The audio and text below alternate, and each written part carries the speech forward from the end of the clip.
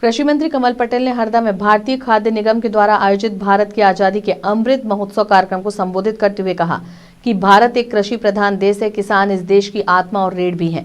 किसी व्यक्ति की रीढ़ मजबूत है और उसके अंदर आत्मा है तो वह जीवित है, चल सकता है, किसी भी प्रतिस्पर्धा में आगे निकल सकता है। इसलिए किसान आत्मनिर्भर और मजबूत होगा तो ही देश मजबूत होगा। कृषि मंत्री ने कहा कि जब पूरे विश्व के साथ हमारे देश में सारी गतिविधियां बंद हो गई थी, सारी जगह लॉकडाउन लगा दिया गया था, ऐसे में कृषि क्षेत्र ही था जो खुला रहा। ऐसे में सिर्फ किसान और मजदूर नहीं, समाज का साथ दिया। उन्होंने कहा, देश के अमृत महोत्सव के उपलक्ष्य में बताना चाहूंगा कि प्रधानमंत्री नरेंद्र मोदी ने संकल्प लिया है, हमें खेती को लाभ का धंधा बनाते हुए किसानों को आत्मनिर्भर बनाना है।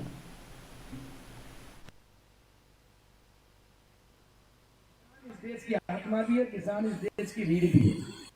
किसी भी व्यक्ति की अगर रीढ़ मजबूत है और उसके अंदर आत्मा है तो वो जीवित है, चल सकता है, प्रतिस्पर्धा में आगे निकल सकता है।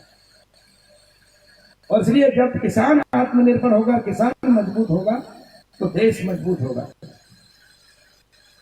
और आपने देखा होगा इस कोरोना काल में जहां बड़े बड़े उद्योग, धंधे, व्यापार, व्यवसाय, स्कूल, कॉलेज, ऑफिस, सारी गतिविधियां बंद हो गई थी कोरोना के लॉकडाउन में। ऐसी परिस्थिति में सब बंद, लेकिन सिर्फ एक क्षेत्र खुला था, वो था हमारा गांव, कृषि। किसान और मजदूर ने इतनी मेहनत की, खून पसीना बहाया कि जिसके कारण अनाज पैदा किया, सब्जियां पैदा की और दूध पैदा किया। और उसके कारण हिंदुस्तान की 135 करोड़ जनता को, नागरिकों को दोनों टाइम का भोजन, सब्जी और दूध उपलब्ध हुआ, जिससे लोग जीवित रहे।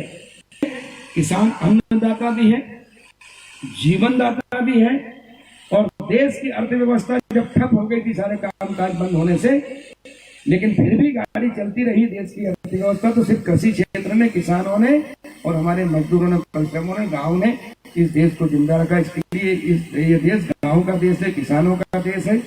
और किसान इसकी आत्मा है, किसान इसकी रीढ़ है। किसान को अगर अलग कर दो तो कुछ नहीं।